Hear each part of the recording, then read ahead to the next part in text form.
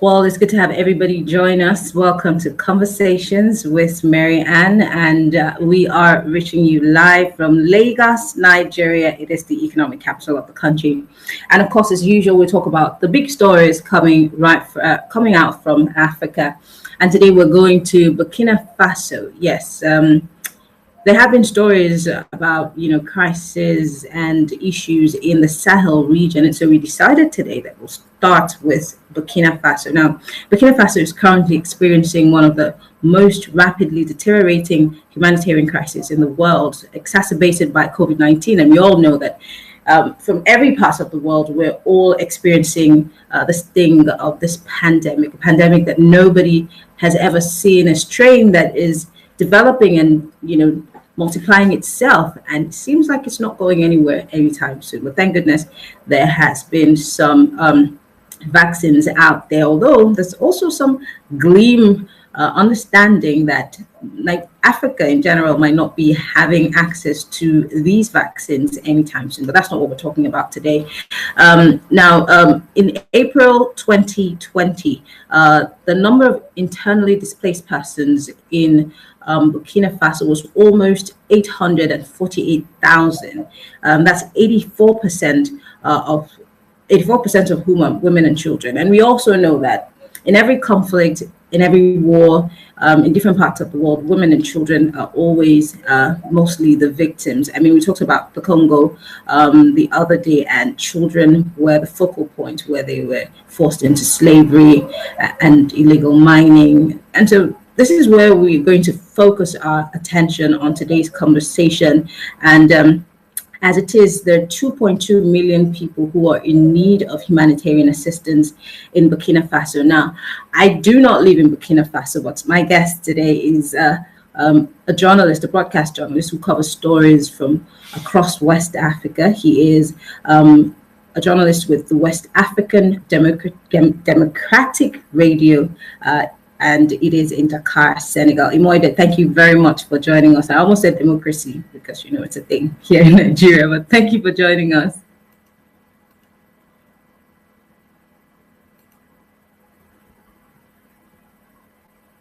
Oh, my goodness, I couldn't hear you, but I'm sure you said something. Can you say that again?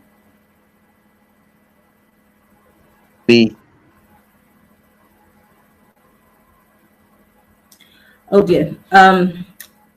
Well, Imor, I'm going to start, but I gave some statistics about what Burkina Faso is experiencing right now. Let's start with the fact that the major problem that Burkina Faso is experiencing is an ethnic and religious crisis, which has become a full, crisis, more like something that we have here in the northeast of Nigeria, where we're fighting Boko Haram.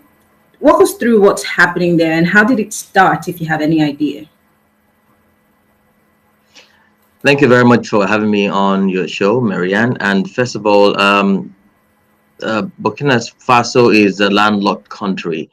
They were never known to have insurgency or issues, relating to insecurity. Not until 2019, when we saw the ISWAP coming in from the southern part of Niger Republic. Remember, I mentioned that Burkina Faso is a landlocked country surrounded by countries, and so the crisis in Mali actually is trickling down to the northern part of Burkina Faso. And so this started around 2019, and it started like the regular raiding, like what we see in Nigeria. Bandits will come in, raid a village and then move away with goods and stuff like that. So it started like that until major insurgencies started happening, and then ISWAP, Al Qaeda, all laying claims to that. So that has really troubled the landlocked country. But again, we have seen President Christian Macabori making frantic effort to fight back the insurgency. As a matter of fact, as bad as the insurgency was, it stopped a large of the population from participating in last month's election, November's election, But again, he was able to gain more than 60% of the vote because of the trust the people had in him, and the fact that he also rode on the campaign of ensuring to push back the insurgency in the northern part of the country. So before now, I mean, when you mention countries with such issues, Burkina Faso was out of it. Lately we've seen, Al-Qaeda link ISWAP or a faction of Boko Haram, all trying to have a place in, the Sahel region, from Nigeria down to Burkina Faso to Mali, and then to part of Mauritania, and Guinea. They're all there. So it's a fight to gain dominance in these areas, and that is why we've seen the northern part, not all part of Burkina Faso, but just, of course, just like what we're going through in the northern part of Nigeria. So the northern part of Burkina Faso is actually where all of this insurgencies is taking place. So it's quite unfortunate that this is happening now. And we're hoping that with the incumbent winning on the platform, on the campaign of pushing back insurgency, we may see Burkina Faso going back to how we used to know Burkina Faso, a peaceful, country in the Sahel region.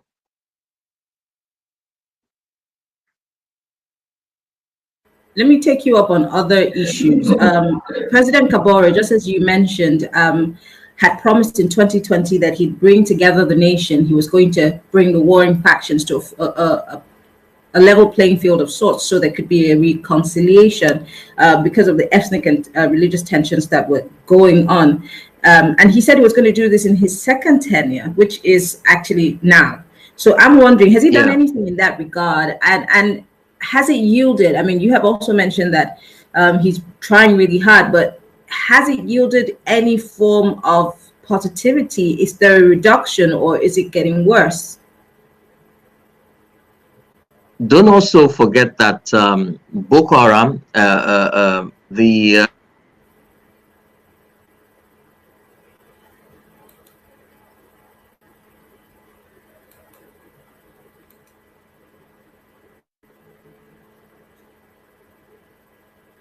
Oh, I think we lost him more there for a second. But once he's back, we will continue with the conversation. But for those who are just joining us, we're talking about Burkina Faso and the issue of armed violence taking place in the country. And this has resulted in one of the fastest growing humanitarian problems across the world. There's so many people who have projected that this might get out of hand if care is not taken. But I'd just like to quickly play us a video from the UNHCR, giving us a picture, painting a picture of what exactly Burkina Faso is experiencing right now, and that way it can, give you a basis for our conversation. Hopefully, once that video ends, we will have our guest back on to talk with us. He's joining us from Dakar, Senegal, a broadcast journalist with West Africa Democratic Radio in Dakar, Senegal. So take a look at that video, and when we come back, we'll talk.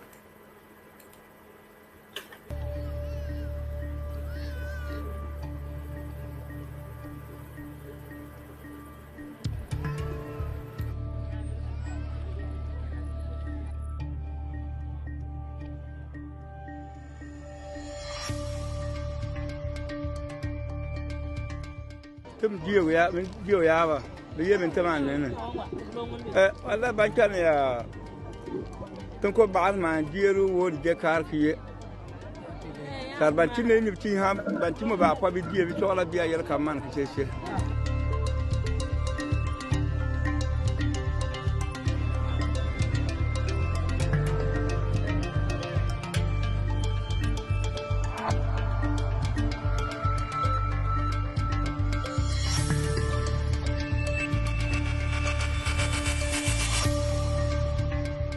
On ne parle plus de l'éducation, on ne parle plus des droits humanitaires, on ne parle que de la vie maintenant.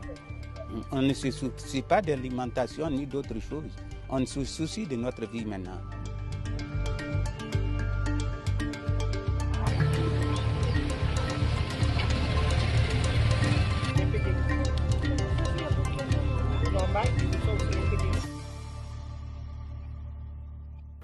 Well, that video is courtesy of UNHCR telling us or giving us a brief idea or background into what's happening in Burkina Faso. My guest, Imor, is back. Apparently, he dropped off the internet, but he's back here. Now, Imor, that video, courtesy of the UNHCR, paints a picture of the humanitarian crisis that Burkina Faso is experiencing. And this is ditto for, other countries in the Sahel, but Burkina Faso's own somewhat has become the worst ever. But let's talk about what the United Nations has had to say about this. They did say that Burkina Faso could soon become another Syria because of what's going on there, and if care is not taken in dealing with this conflict, because it is one of the fastest growing displacement crises across the world. Now, for someone who's covering developments from those parts of the continent, do you agree with this statement by the United Nations? And why would you think it would be compared to Syria?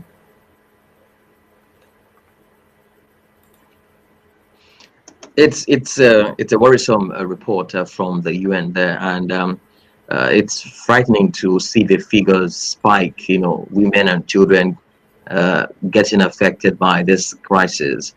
And like you mentioned earlier, I also know that Kabore has been trying to make peace with the warring faction or the opposition led by Komboigo, and we're hoping that as this second tenure of his, takes off, we may see him trying to resolve. Because if he can't resolve what he has with the opposition or people in the northern region of the country, the crisis will continue and may even escalate, or may even be worse than the crisis in Syria. So it's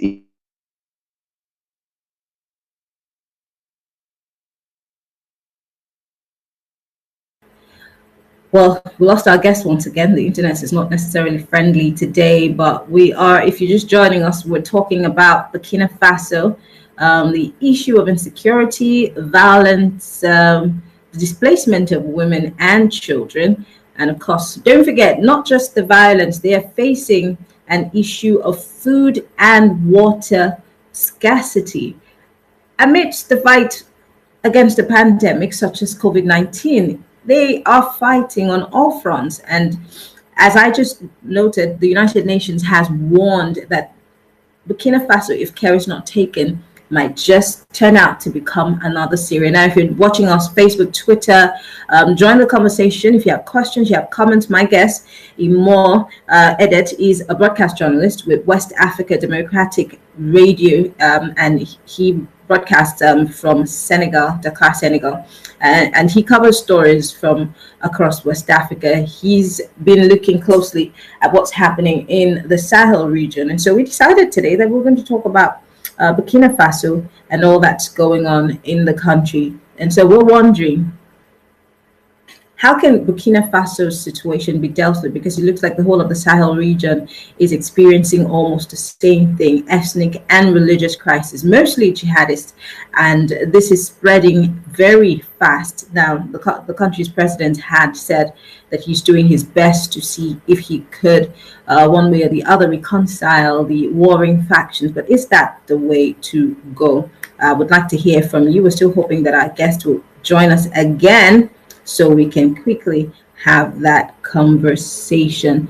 And of course, we want to know what you think about what's happening in Dakar, I beg your pardon, in Burkina Faso. It is a crisis situation. 84% of the people who are suffering from displacement and, of course, hunger are women and children. Yes, because the women and children hardly get involved in the fighting. Hopefully we can get our guest back in, but let me just go back to that video put together by the UNHCR to give you another idea of what's happening in that part of the world.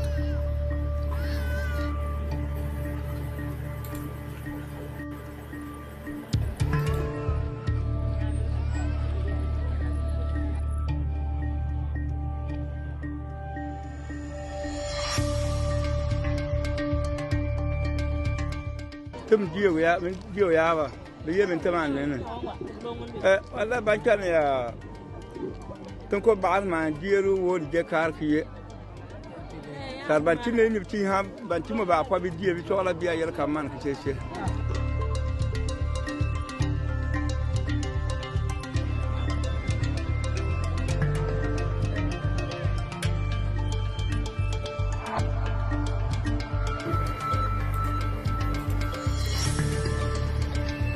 Okay, so Imo is back. So let's apologies. I know these things happen.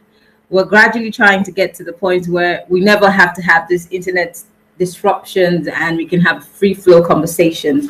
So we were still talking about the United Nations projection as to how far this conflict can go, and of course they're also trying to compare it to Syria, saying that it might just be another Syria situation if it's not controlled. So you were saying? Yes, I remember saying that, yes, if this is not an even a bud, we may see it escalating even further than what we saw in Syria. But again, going just beyond what the UN is projecting, already we've seen over 1 million people displaced by the conflict in that part of the country.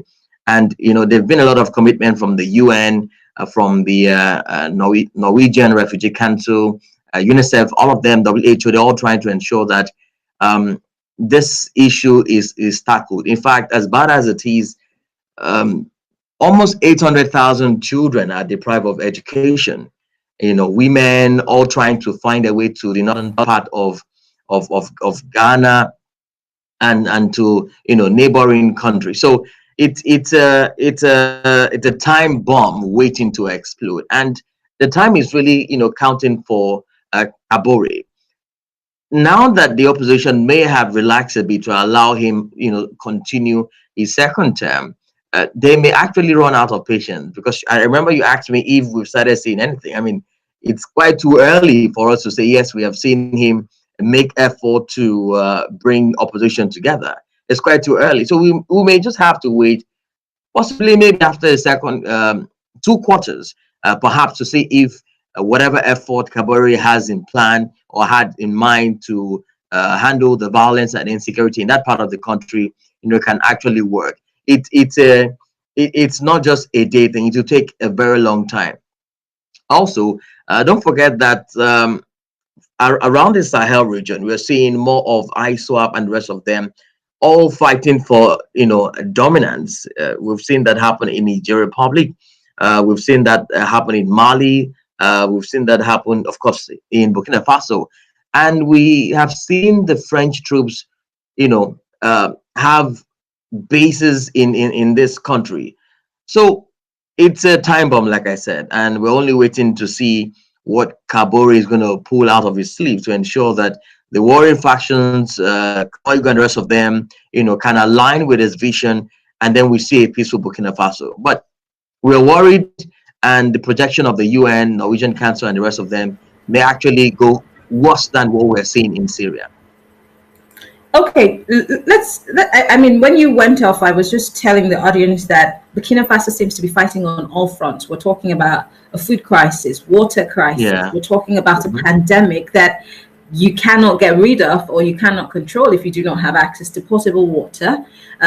Also, they're having to deal with, militants, and then there's some projection of famine, in the radar. It seems to be like their plate is literally full for a country that is not necessarily like South Africa or Nigeria in terms of financing and the rest of it. So I'm wondering, how is this being managed? I'm talking about in terms of water, in terms of healthcare. You cannot have proper healthcare if you also don't have access to water. So how is all of this being managed by the governments and all of the people who work with them? Well, they have been enjoying support from international partners, international agencies, WHO, Medecins Sans Frontieres, the Red Cross, and the rest of them. So some time ago I spoke with somebody from Doctors Without Border, and yes, the situation there is not too pleasing. Let me put it that way.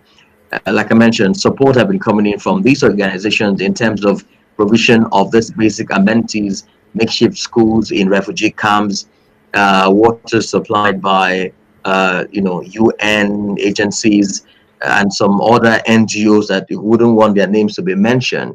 So it's a dicey issue in that part of the country. But again, we have seen effort by Kabori to ensure that basic infrastructures. Yeah, I mean, if you list countries, with poverty index, Burkina Faso is captured among the first 20 in Africa. Coupled with this crisis, coupled with the famine and COVID-19, like you mentioned, they are having their plate full at this point. So most of the support have been coming in from the agency. Now, this is not to say that the government of Burkina Faso is not doing anything to take care of this issue. And again, there's also the support from the IMF. IMF have been supporting countries in the Sahel region. Senegal is one of it in terms of financing, funding the COVID-19 plans. And Burkina Faso is one country that has also enjoyed this funding from these big agencies. I am sure that in the coming days we may see things happening. We're ruling out the first tenure of President Kabore. We haven't really seen much. Of course, the last 2 years has been plagued, by insurgency. We're hoping that in this first year, second, and possibly before the third, there may be some key changes, not just in the people who he's working with, but the fact that the opposition aligning with his vision, aligning with him, and to ensure that the northern part of the country, which is plagued by this insecurity, is really taken care of. Right now, the challenges is making peace with the opposition, and once that is done, now they can now start looking at how can we take care of the issues in the northern part of the country. How can we push back the insurgencies that have dropped in from Mali and other part of the Sahel? So it's a big one for him. It will only take a miracle to work this out. You also know that countries plagued by insurgency, it takes a very long time before that can be taken care of. Nigeria is battling one. And we also have Mali, with the transition government in power, also battling the one in northern part, linking Mauritania. So the Sahel is so plagued that the AU forces, the ECOWAS forces may not even be able to push these guys back. Except we have the French forces, we have the MINUSMA, which is a coalition of countries in the Sahel, with the French forces, to push these guys back. So it's a big one, I must say. And it's not just to comment on it, but we may do all the talkings, but if there are no actions, we'll still be saying the same thing in years to come. All right, let me take you up on education, which is one of the major issues that the world is facing, even amidst this pandemic, and then talk more of a crisis such as this, where you have an armed conflict. Children are being caught in the crosshairs of this whole violence, and most of all the children, all these children cannot have access to education. A few of them have been able to flee to neighboring countries, and working with some NGOs, they're able to get a glimmer of hope. But what is the fate of these surviving children, the children who are left in these camps, children who cannot access education? Are there alternatives in place for these children to be served, even though they cannot get access to classrooms right now?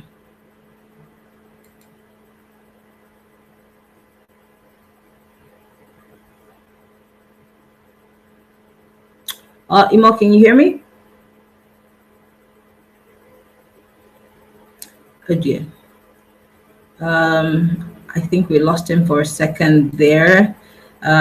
He will come back, but of course we're still talking about the issue in Burkina Faso, and I have a very interesting question here by Dr. Snoop Falagus, and she's asking for comments on Thomas Sankara. I'm hoping that when Imo is back, we will probably talk about him briefly.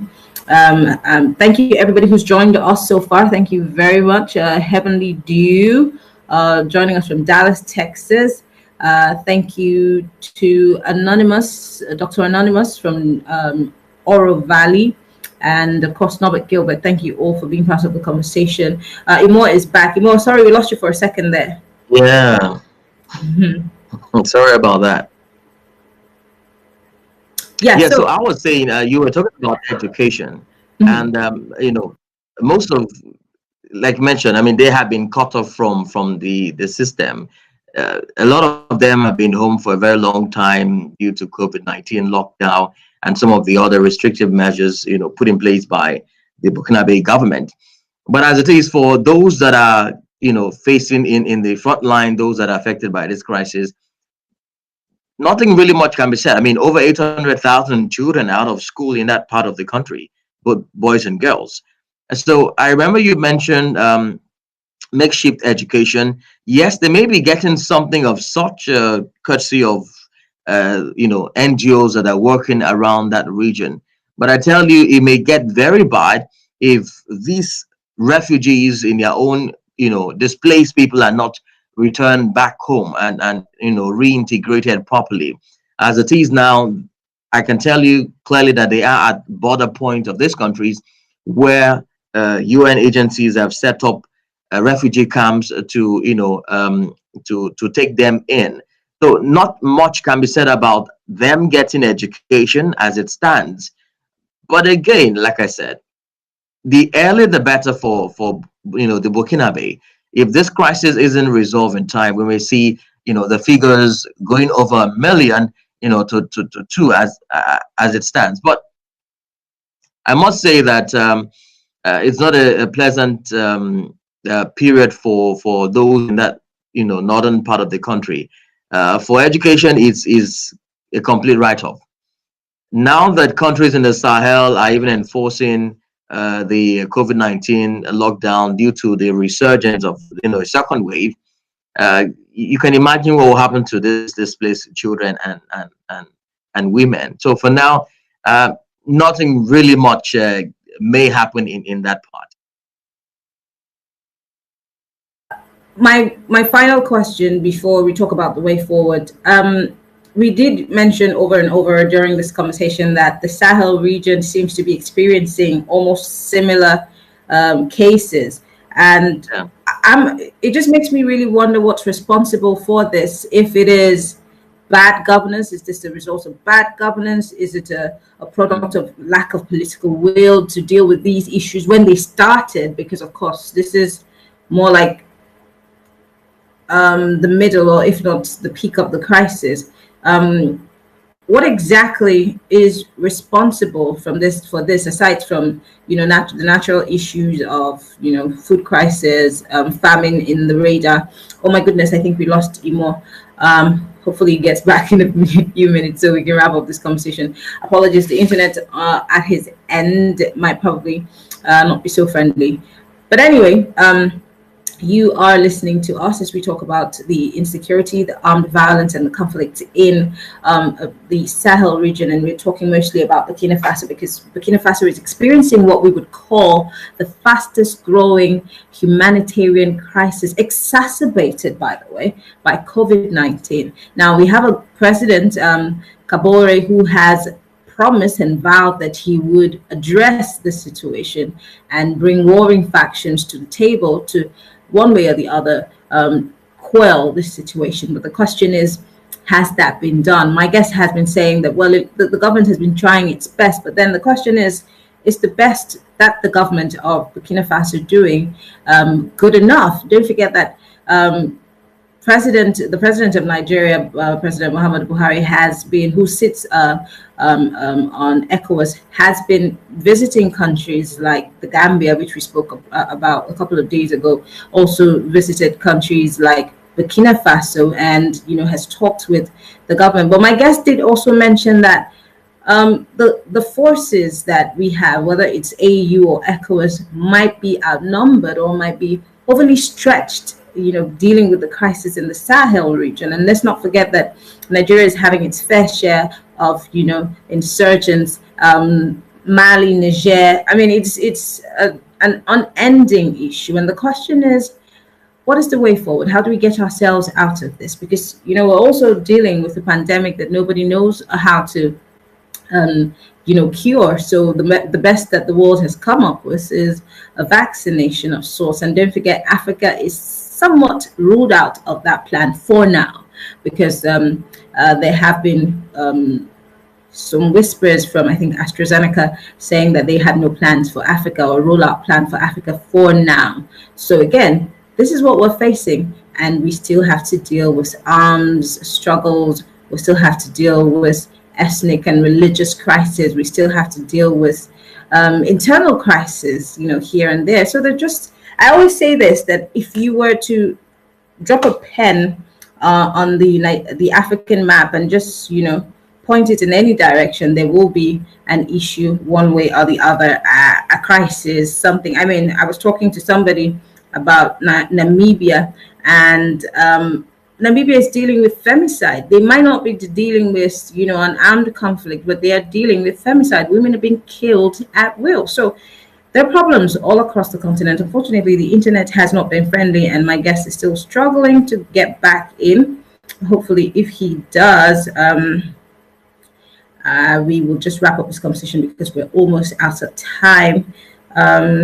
Well, let me see if he can try again, and then we'll wrap this conversation. So once again, let me just play that video from the UNHCR, and then when we come back, we will be wrapping the conversation up. Don't forget, my guest is Imo Edet. He is a broadcast journalist with West African Democratic Radio in Dakar, Senegal, and he covers stories in the Sahel region. Most importantly, we'll take this video and be back with more conversations.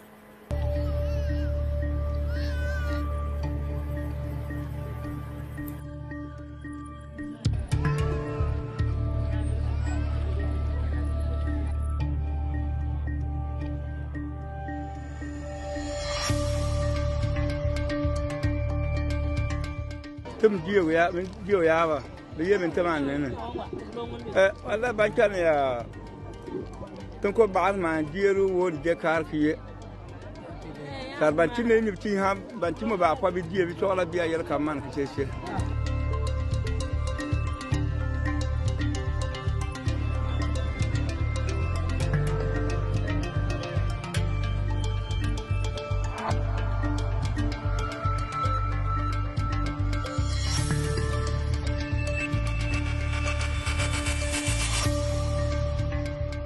On ne parle plus de l'éducation, on ne parle plus des droits humanitaires, on ne parle que de la vie maintenant. On ne se soucie pas de l'alimentation ni d'autres choses. On se soucie de notre vie maintenant.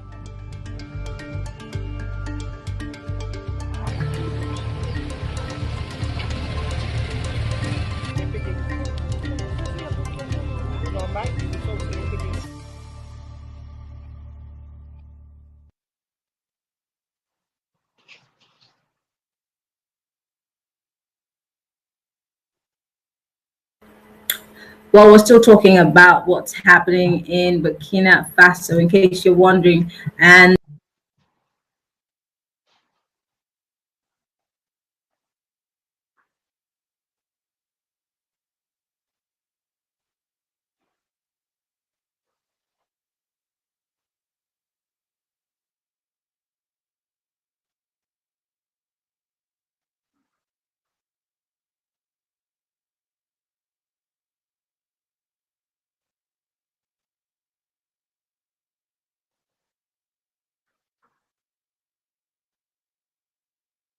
if our forces are overstretched, then how do we deal with this? Do we need to call the international community to join us in this fight?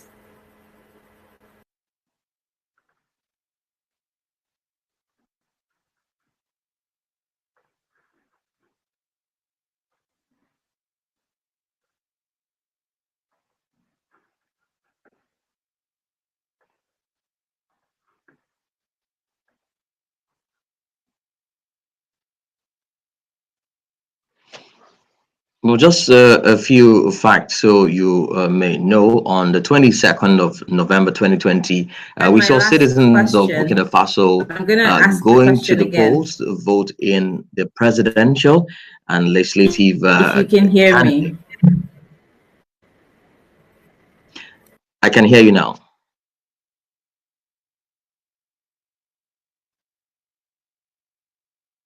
I can hear you now.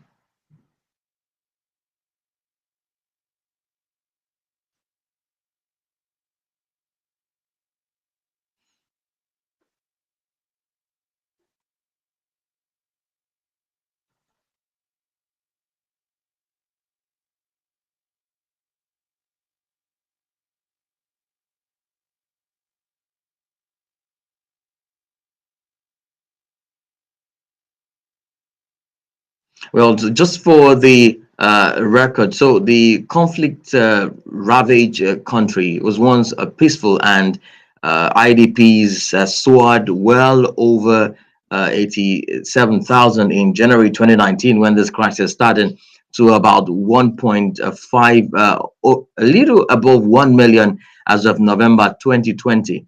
So we've also seen 3.2 million people face food crisis, with 1.8 million presumed to be in an emergency phase, just like Mary Ann did mention, and 11,003 of 300 of them are in catastrophe phases.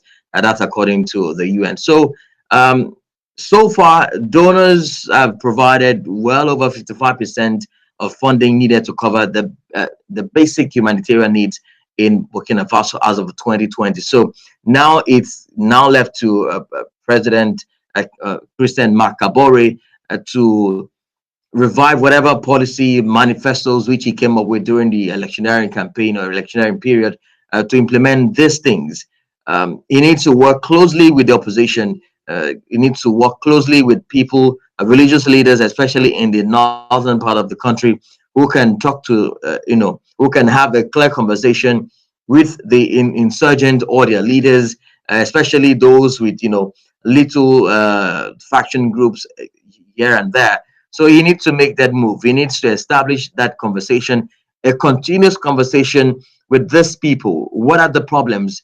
What can we do? What is it that you want? Otherwise, then we can say, let him launch a full attack and ensure that, those that have been displaced are returned back to their country. He needs to set up that motion immediately. I mean, there is really no point waiting. It's a new year. It is the fresh start of a second term for him. So he needs to do that to ensure that, the ones peaceful Burkina Faso, the ones peace that was being enjoyed by Burkinabe is returned to the country. Other than that, we should stop waiting for former colonial masters to come in to help. We can do it. ECOWAS can do it. MINUSMA is there. They can do it.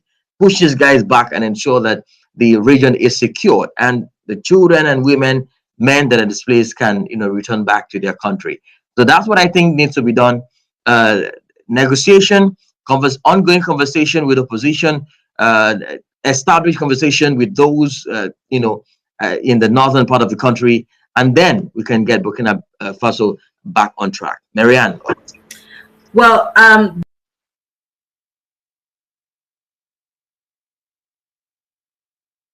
one of the comments made here, Jussie May says, a friend of mine is stuck in Burkina Faso. Thank you for this broadcast.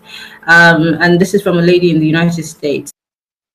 Says that when you say stuck, meaning the person... Quite an unfortunate time for him to be stuck in Burkina Faso. I hope he's not, he or she is not from, is not stuck in the northern part of that country. Otherwise, he may just choose to stay in Ouagadougou, where it's relatively safe.